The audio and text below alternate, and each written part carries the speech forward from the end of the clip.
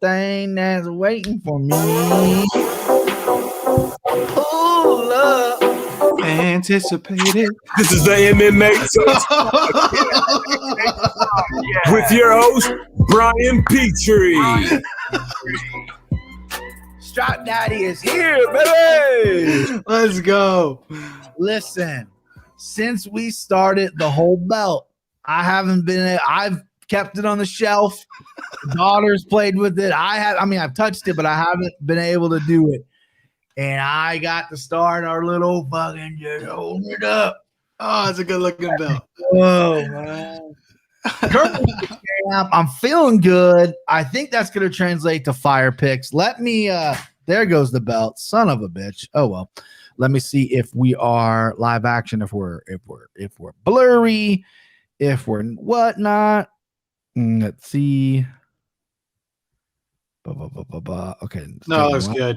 I think it's just my connection shit. Really? Because I think I look blurry in my thing. My thing's all lost connection, trying to reconnect. Oh, hold on. Let me turn that down. So that was mine. Was that yours? Yeah, I can't even get mine. I think it's mine, dude. I think I'm blurry on mine. You're looking fucking extra crispy in yours. I turned my Wi-Fi off. I guess I gotta do it. Right now I look fucking good. But we're having some problems. Timbo, they can deal with the blurriness for a little bit. Yeah. What's up with the what's up, man? You let me see. How you feeling about the DFS, babe? If I just had like $300 more to spend on fighters, it'd be perfect, but I don't. So I had to make some adjustments, had to take some risk, but that's what it's all about. What we say, if you're not risking it, you got to risk it to get the biscuit. That's what it is, babe. That's what it is. Yeah, I've listened to a lot of MMA podcasts this week. I've ingested a lot. I got mine out early. So I had Thursday, and I usually don't listen to, besides Anik and Florian, I don't listen to any besides mine. Or excuse me, anyway, doesn't matter. I've been listening to MMA podcasts this week. Mm-hmm. And there's one guy that, again, I'm very novice to DFS lineups or whatnot. I've only done it the one time. Is a guy on here that is apparently DFS gold, and he's very pricey. So we'll get your first pick there. Who do you like in the DFS? Your number one pick? No, it's the draft, right? What's your number one pick off the board, babe? Draft time.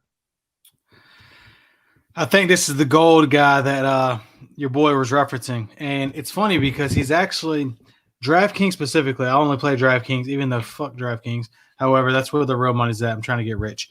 DraftKings, you get points for ground control time. Right. Whereas FanDuel, you get a higher amount of points for stuffed takedowns. If you stuff a takedown, you get like 3 or 5 points or something outrageous. But we're playing DraftKings. We're going all about control time, and we got to go with Marab here at 9,000. Yeah. That's every 3 podcasts, well, not every podcast, 3 podcasts. They all were like, that dude, like they rattled off how many points he gets because he gets so many fucking takedowns. Mm-hmm.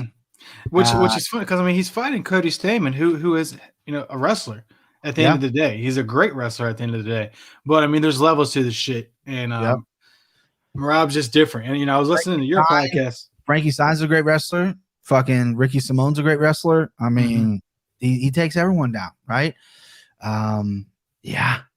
I don't recall that Frankie Saenz fight. He took him down 11 times and lost. 11 times, lost a split decision. It was like his second or third fight in the UFC, I believe.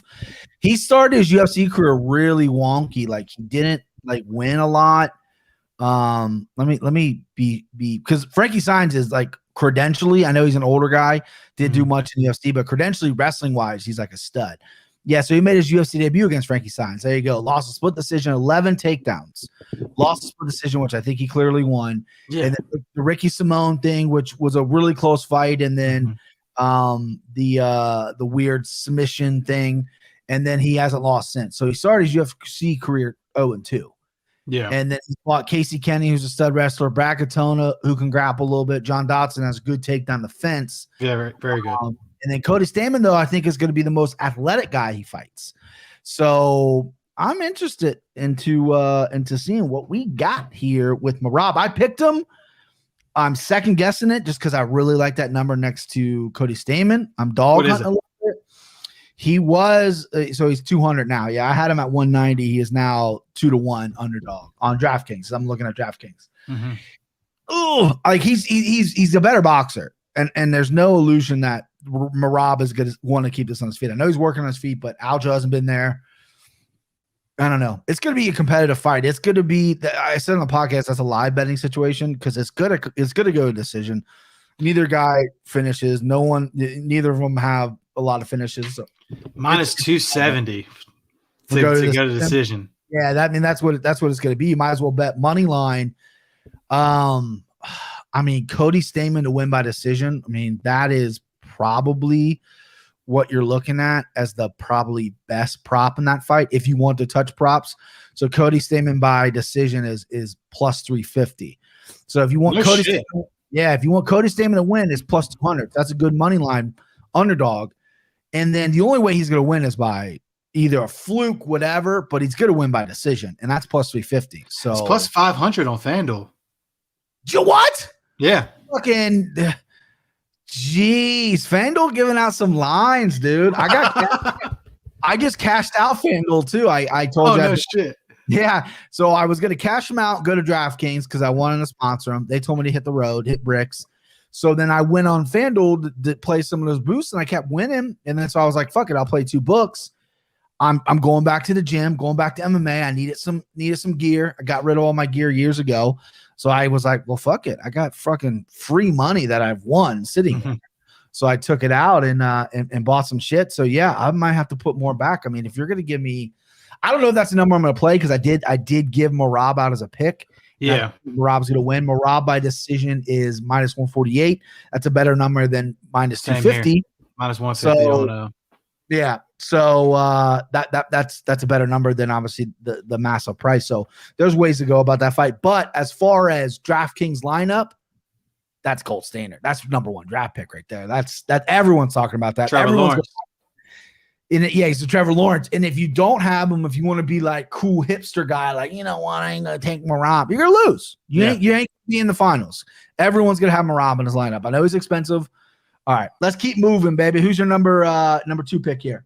Next guy, I believe, if I heard correctly, I just listened to your podcast and it's in most of its entirety. And Sean Strickland, man.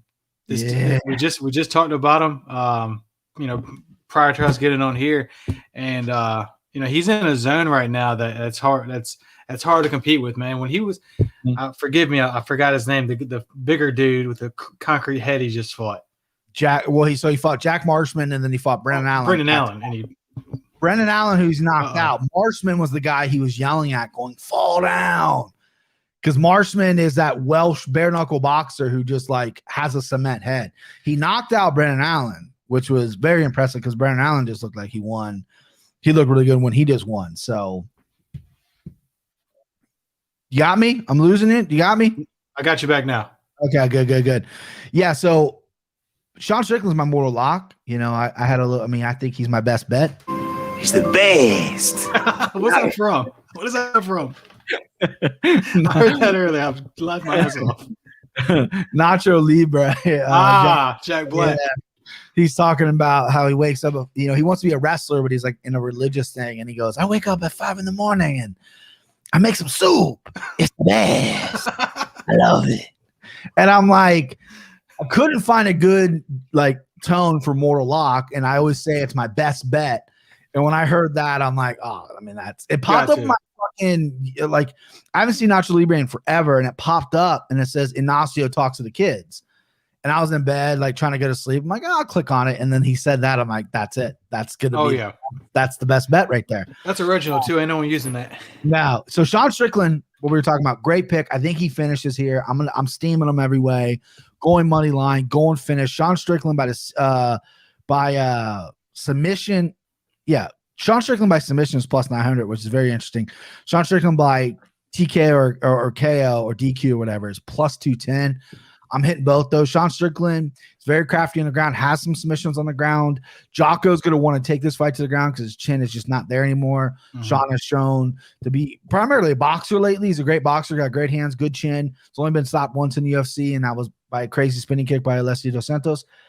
I mean, I know he's high, 265. He's moved since I did the podcast, but I mean, if I want to put money on a guy, that's the guy I'm staring at. And like I said, I'm gonna take a money line. I'm a straight wager guy now. I'm not a parlay guy, but I do think he'd be a good anchor in a parlay.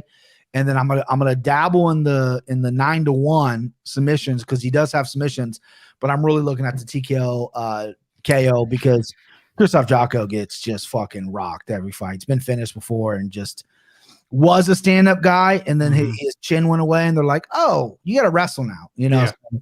And he's not bad. I don't want to downplay it. Like Jocko's good. I've seen guys, cappers that I like, are risking some money on Jotko because Sean Strickland, he was away for a while, and now he's back. He's up a weight class. People they don't really look at him as elite right now, and I think he is. So I think this is a good number. I mean, even though it's high, but DFS, I like it.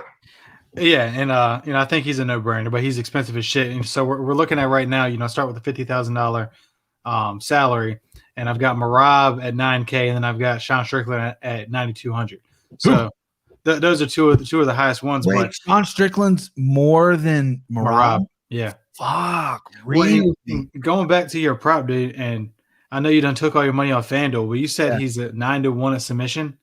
On DraftKings, 900, yeah. He's 14-1 on FanDuel. I gotta go back on FanDuel. Oh fuck, DraftKings! What are you doing to me, dude? That's crazy. You sponsor this podcast, I fucking ride or die, not this shit. Yeah, bro. I'm going back to FanDuel, man. Damn, that's crazy. I mean, listen, I never really play books. A lot of guys, like I know you and Christian have multiple books. You live bet a lot. I just had those two, and I usually like to kind of just focus on one. That's so I don't multitask well. But I was winning these fucking boosts on FanDuel, so I had two. But and I would always notice a couple points difference in the lines, but this not huge. Five point difference. Are you kidding me? Like, yeah, I'm going back, and I'm definitely gonna sprinkle Strickland by submission just because I don't think it's gonna happen. I think he can do it. I think he can hurt him, rock him, go to the ground, get a rear naked choke, get a guillotine, whatever. That's what he's really good at. But when you're giving me 14-1, that's that. I mean, what's club and sub, man. Why what's not? $30? What's $20? I mean, Jesus Christ, that's what I'm gonna put. All right, let's go. 3.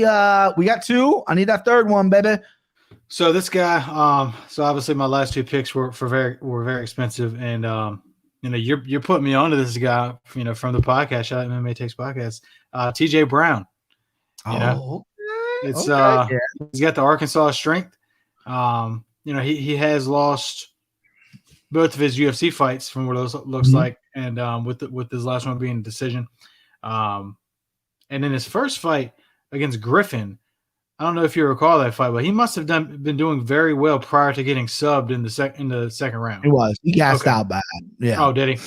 Yeah, he was doing really well. I mean, he was dominating on the ground. He was cruising on top. He was floating. Was taking Jordan Griffin down at will, and then just gas bad. Yeah, that's why I think the move to Krause is because you don't see James Krause's fighters gassing. And he's really good on the ground. I mean, he looked great on the Contender Series. His biggest issue in his career has been his cardio and a little bit of a chin issue. Like he's been hurt before. I don't really think he's got to worry about the Kai Kamaka. I don't think Kai Kamaka is the biggest puncher in the weight class, but yeah, I mean, at that plus number, I had him at plus 140 the other day. He is plus 120. He's come down a little bit on DraftKings. He's probably a plus 600 on FanDuel. Yeah, really. Let me check. Actually, that's fucking nuts. Plus 120 on DraftKings right now. Money line for TJ Brown. I do see cappers riding this wave. Plus 120. Yeah. I see cappers riding this wave as well. The TJ Brown wave, just because the camp change. Kai Kamaka came out really flat. Lost to Jonathan Pierce. Can get taken down. TJ Brown wants to take it down. I mean, you give me a plus number on an unproven guy like Kai Kamaka, I'm going to take it. You know what I mean? And he was submitted his last time out against a guy who I don't think is nearly as good on the ground as TJ Brown. So is he cheap? What is TJ Brown? Yeah, he's 7,800. So nice. that's It's kind of middle of the road. Last 83, 8,400 is, I think, kind of like the middle ground. So he's right below that. And at the end of the day, as far as strategy goes, when you get as much points as you do for ground control time, like these wrestling guys like this, you have to take them. And like I said, on FanDuel, it's completely different because you get way more points for stuffing takedowns. But so I would actually probably go Kamaka if it was the other way around, and Cody Stamen if there's the other way around. But that's not what we're doing. But I mean, even if, from a prop perspective, like that plus money, I don't. Kai Kamaka, have you improved anything to me? Nothing. Yeah, I mean, he looked good in his Tony Kelly fight. It was a war, but he gassed. He gassed against Jonathan Pierce, who got absolutely destroyed by Joe Lozon.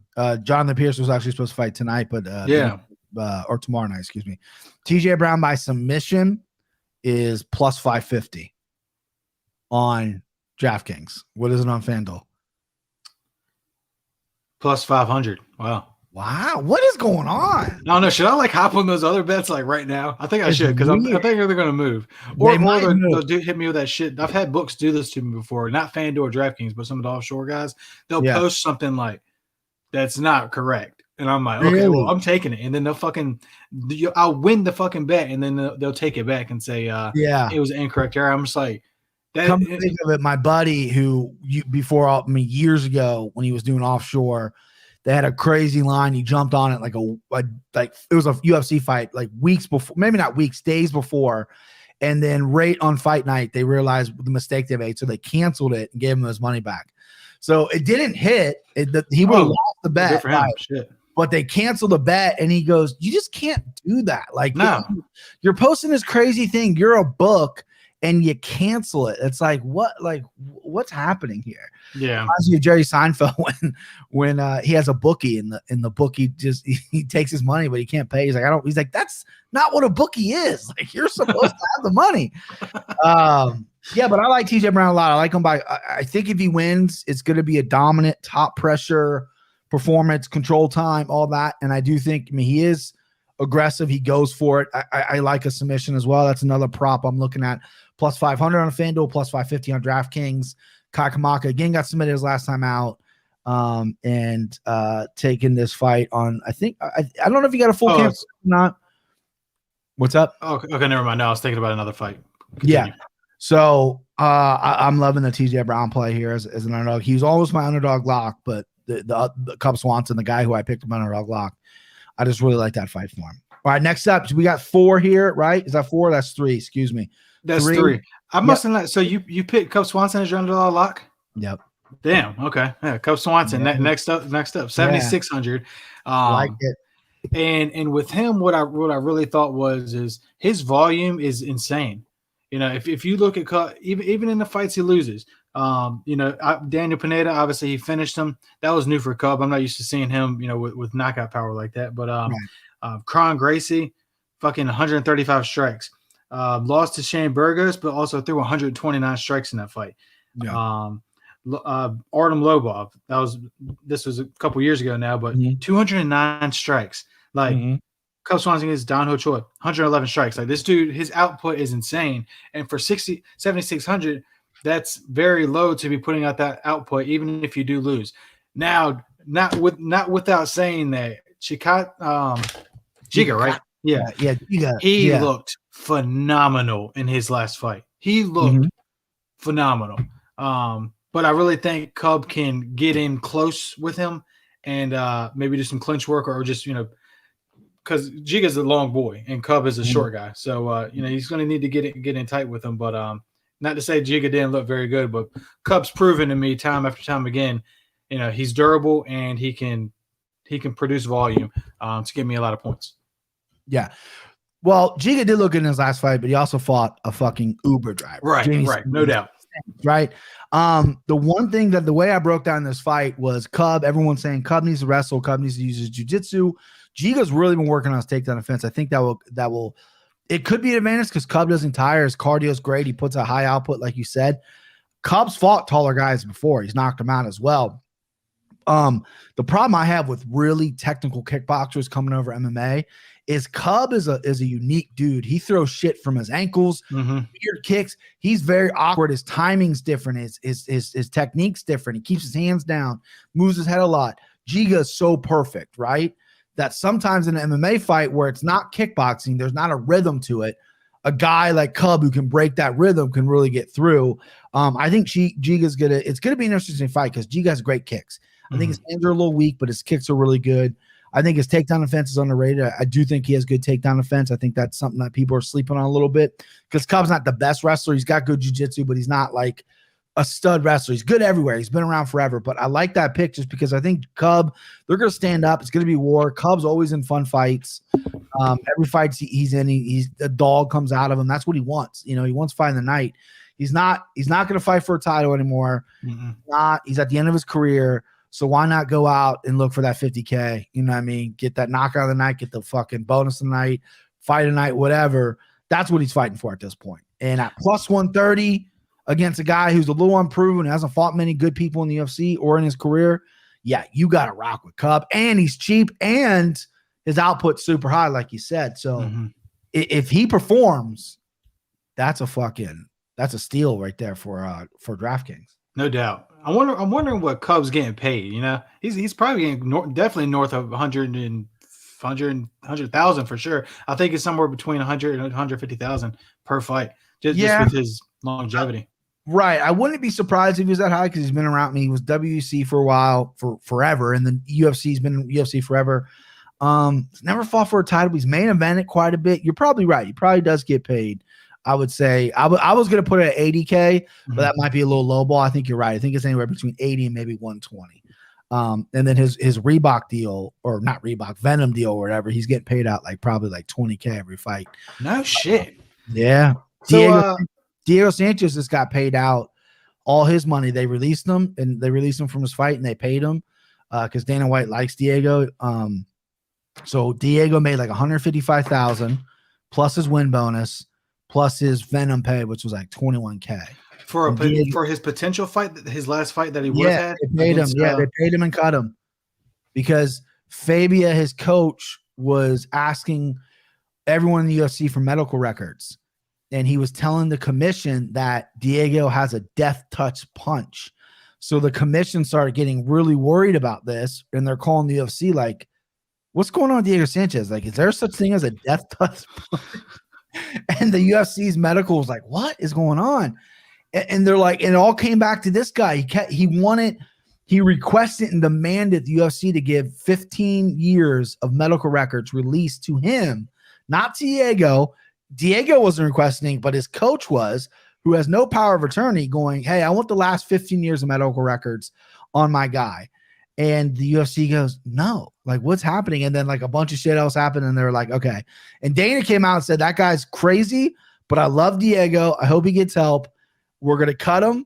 Right. But we're going to pay him out for it because he was supposed to fight Cerrone. Yeah. And there was rumors that he had to pull out because of a medical issue. I don't know if that was because of what his coach was doing or what, but yeah, the UFC, Kevin Iole said today that he got his full pay. It Solid was like move. Parting gift for the UFC. Apparently, he's headlining bare knuckle boxing with Tyron Woodley. What? That's a rumor. I think it was a troll account on Twitter. Okay. But Reddit's running with it, and I don't think Tyron is with UFC anymore. I don't think he's a signed athlete. So, I mean, sure. I just don't want to see Diego fight Jake Paul. No, I don't want to see Diego fight anymore. I think that's a good point. Yeah, let's not have him fight anymore, because if he fights Jake Paul, that's going to be another MMA versus boxer. And oh God, he'd be dead. And the guy can't even function a sentence. Yeah. So that was a crazy situation. That Fabia guy. I've seen the videos. Did you see the video where he was like lecturing the commentator? I did. I went after you said something. I went and watched it, and Paul Felder was like about to kick his ass. He's like, I don't know what the fuck you're talking about. Like, he did that with Matt Serra in Abu Dhabi. Went up to Matt Serra. Oh, that's when Matt Serra was beat his ass. Matt Serra's like, dude, I don't know who the fuck you are. I'm trying to eat breakfast. Like, what are you doing? Like, this dude just seeks out. Like, there was guys at work like this. I swear to you, there was a guy at work. He's a bigger guy, was exactly like this guy. He seeked out these weird arguments. Like, I remember this is when I worked up front. I would be unloading a trailer, just fucking hammering it, because that's what I did. I'm getting a sweat on. I used to do push-ups at the end of the trailer, because I was like getting muscles. And he comes up to me, he's like, why are you disrespecting me unloading that fast? And I go, oh man, this is what I do. He's like brand new, right? And I go, that's just what I do. And he's like, all right. And then he would come up to me like if I was unloading slow or if I was a slow day. Why are you disrespecting me while you're like, what the fuck are you talking about? This dude ended up being, he's in prison for the rest of his life. Shit. Yeah, he was not a good dude. And I got to imagine this Fabia guy. That's just one little example, but he reminds me of this guy so much. The way he presents his arguments and he thinks everyone's against him and he wants respect. And bro, you're chasing UFC fighters around in a cage with a rubber knife. Then you made it a real knife. Like, you want respect? What the fuck are you talking about? Like, you're not a credible martial artist. You're just not. You're not going to get respect from guys like Matt Serra or Paul Felder because you're just not. But we could go on for start a whole nother podcast with fucking Joshua Fabia and Diego Sanchez's goddamn career. All right, let's go. We got 4 here. Give me 5. Lucky number 5. So these are when they start getting there's this combination right here could be interchangeable. And one, fuck Dominic Reyes, just for the record. He owes you money, dude. He owes me, man, and I better get it this time. And I'm hoping his chin pays me because I'm going Jiri here. Yuri's 8,300. You know, I've got to think that Dom's confidence is shot. You know, everybody who's listening knows the track record. You know, he fought close against John Jones and then fought Jan and got fucking torched. And Jan, I mean, Polish power, it's real. Where the fuck is Jiri from? Czech Republic. Czech Republic power, I think, might be even realer than that. And this dude's different. I can't put my finger on him yet, but until proven wrong, I'm rocking with this dude every fight because this dude's different. He's like he like visualizes things. He's like went back to like traditional martial arts, like monk style shit. They did a little clip. They did a little piece on him on the UFC's YouTube page, and I watched it. Like, he's a different dude, but he lives and breathes this shit. Like, they were asking him, like, why do you? Because when he fought Volkan, his debut, he kept pulling his glove, and Michael Bisping commented on, like, I don't know why. That's like a weird tick he's got. Yeah.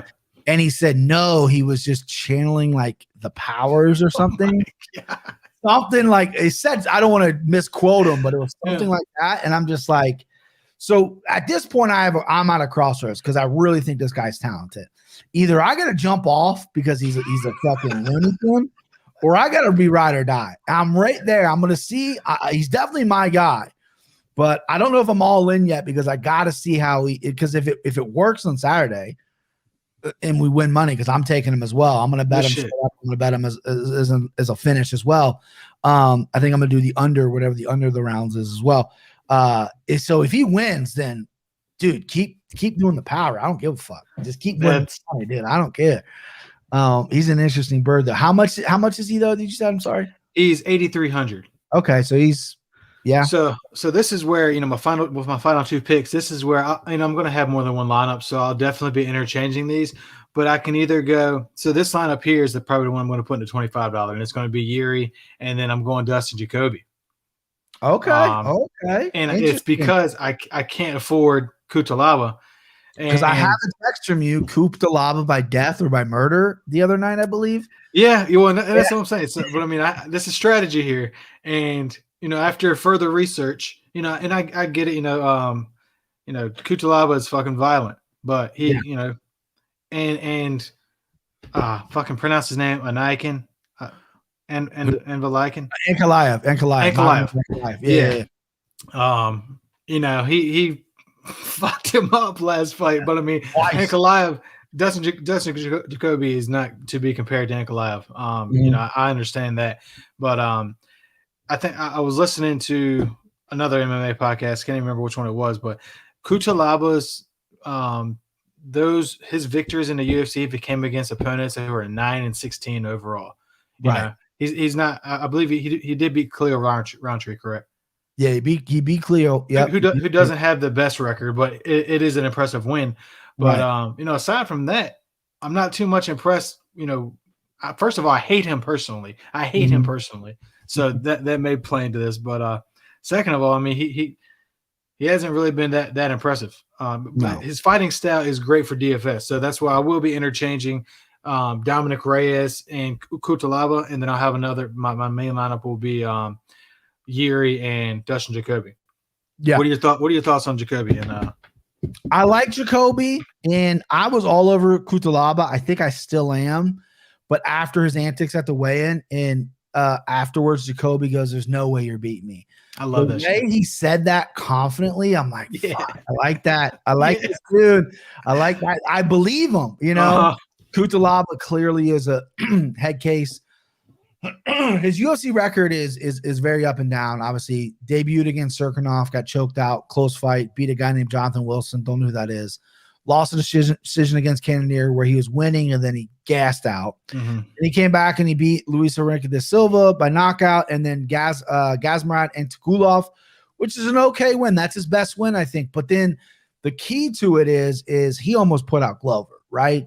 That's what kind of propelled him to this guy that people want to see. He almost put out Glover gas, and then Glover did what Glover does. And then he rebounds and destroys Khalil Roundtree and Mount. Gets him down, gets on top, and he's heavy on top. My thing is here, Justin Jacoby, primarily a kickboxer, a little bit of cardio issue, took the fight on short notice. Oh, that's right. That's the guy, 10-day notice. Yeah, not the biggest finisher in the world, even though he does have nice hands. Kutalaba does gas quite a bit as well. I think Kutalaba is going to come out and he's got to wrestle. And I think if he gets on top of Jacoby, it's over. But that's a big if. Jacoby doesn't he's not a fish out of water on the ground. He is an MMA artist. You know, he went to kickboxing because he got booed out of the UFC. He was tired of doing MMA, so he went kickboxing for a while. But yeah, it's tough, dude. I mean, with your price tag, I mean, that's what you're gonna have to do. I'm looking up and down, like who else you could take. Like the only thing I can think of is Luna Panera, who I have a personal bet with that rat Christian. He's all over Random Marcos. I'm all over Luna. We're gonna have another $20 bet, and then he's gonna post a video eventually. I can't even take Panera. Panera's 8,500. Okay, so what do you have left? Justin, I have 8,000 left, so I can go Random Marcos. I can go Felipe Colares.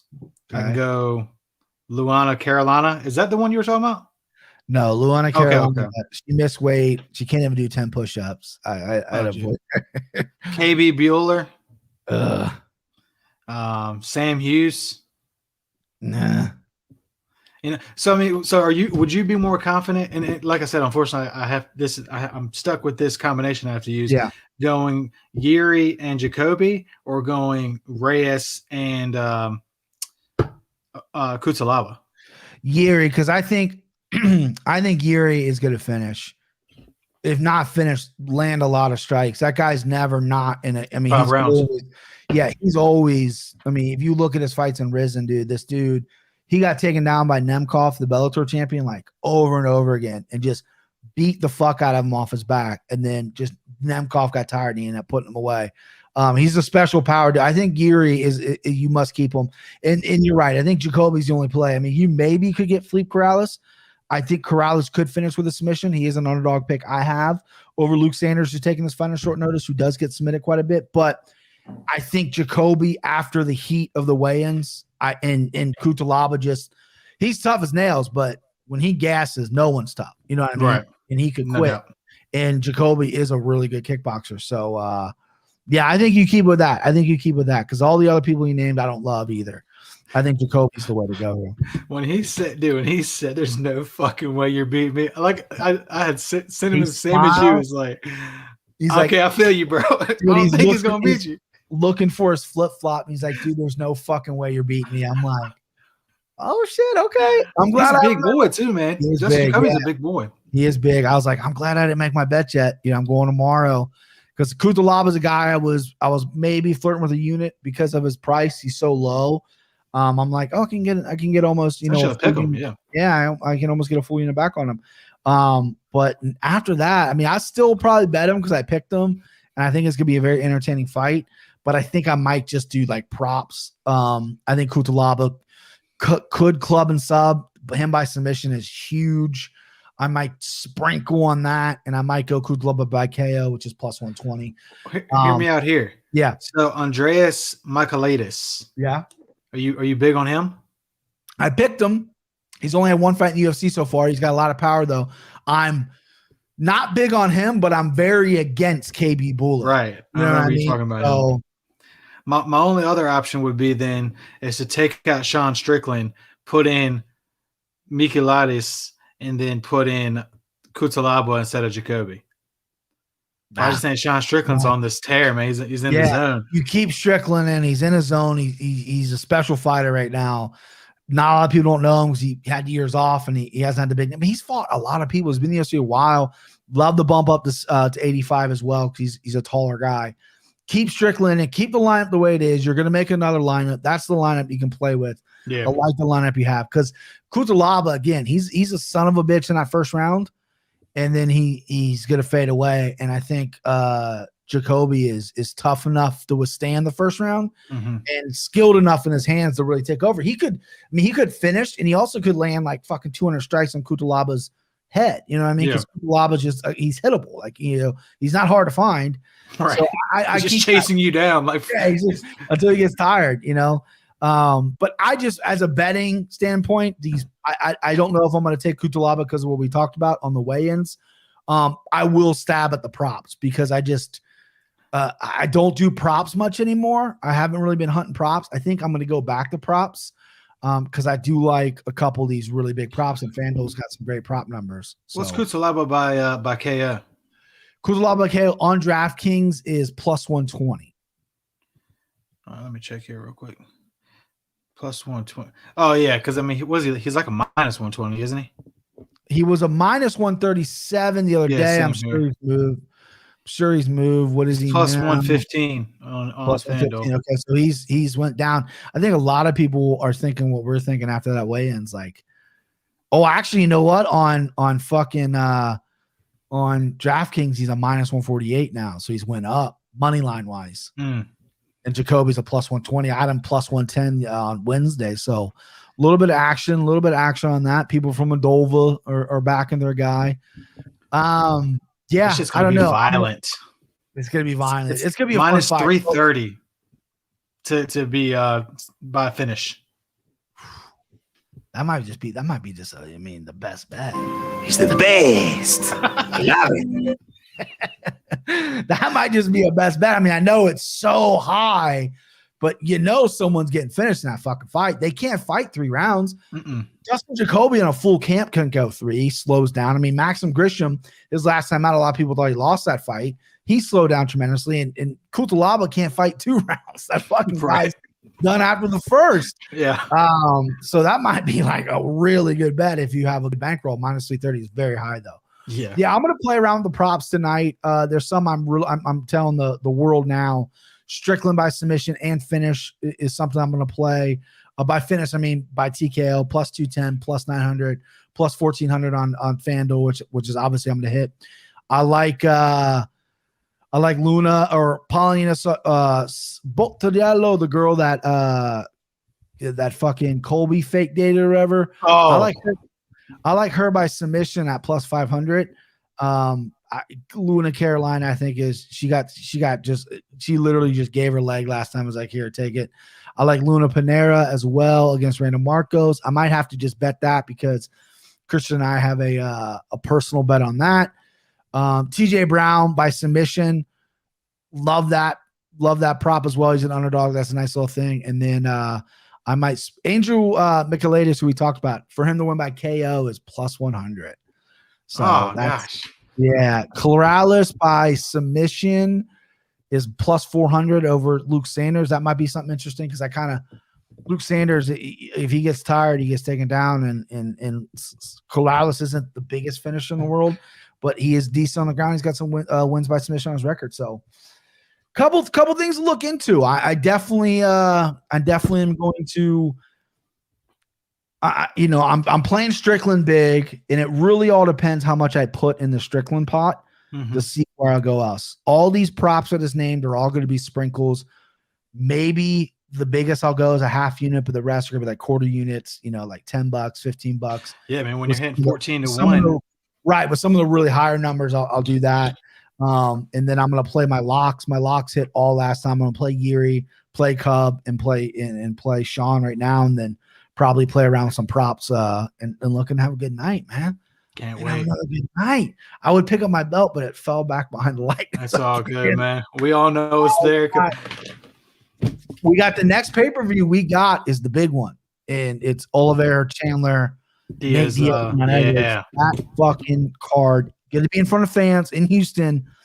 I looked at that card the other day, and it just, I mean, it made it move. My dick was like, wow, yeah. I can't wait for that card. It's gonna be awesome. Tim takes his 10, bet the best 3 on Twitter.